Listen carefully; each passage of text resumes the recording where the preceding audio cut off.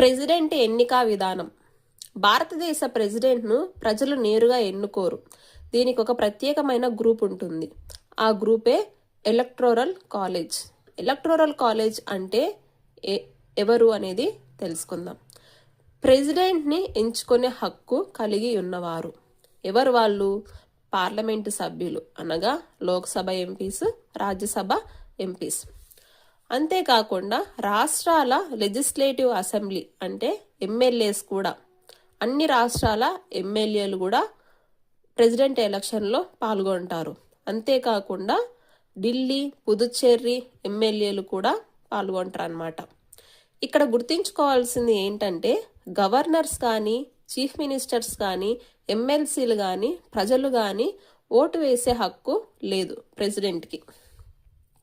ఈ ఓట్లు అన్ని సమానంగా ఉండవు. ఓటు యొక్క వాల్యూ మారుతూ ఉంటుంది. ఎలాగో చూద్దాం. ఎమ్మెల్యే యొక్క ఓటు విలువ ఎలా నిర్ణయిస్తారు అంటే దానికి ఫార్ములా.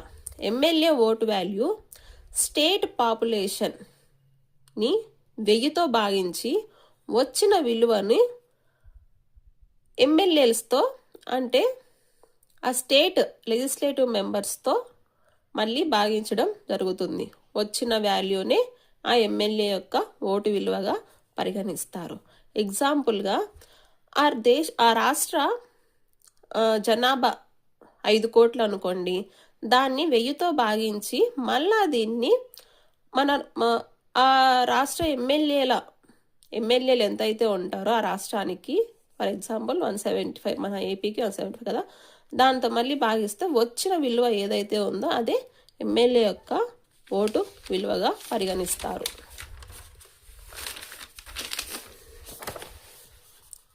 MP vote value. మొత్తం ఎమ్మెల్యేస్ ఓటు విలువను మొత్తం ఎంపీ సంఖ్యతో భాగిస్తారనమాట. అంటే ఇదే total MLA vote value by total MPs. ఈ ఓటుని ఎలా లెక్కిస్తారు?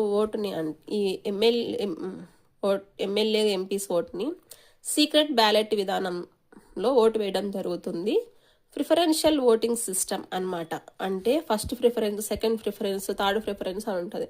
ఎగ్జాంపుల్ ఏంటంటే ప్రెసిడెంట్కి ఒక 3 క్యాండిడేట్లు నిలబడ్డారు అనుకో, ఏబిసి అనేటువంటి వాళ్ళు. ఒక ఎమ్మెల్యే ఇలా రాస్తాడు బ్యాలెట్ పేపర్ మీద, నేను ఫస్ట్ ప్రిఫరెన్స్కి ఇన్ని ఓట్స్ వేస్తున్నాను. ఫర్ ఎగ్జాంపుల్ ఒక 100 ఓట్స్ ఉన్నాయి.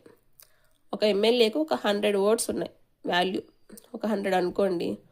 First preference, second preference, third preference కింద ఆ ఓటు విలువని డివైడ్ చేయడం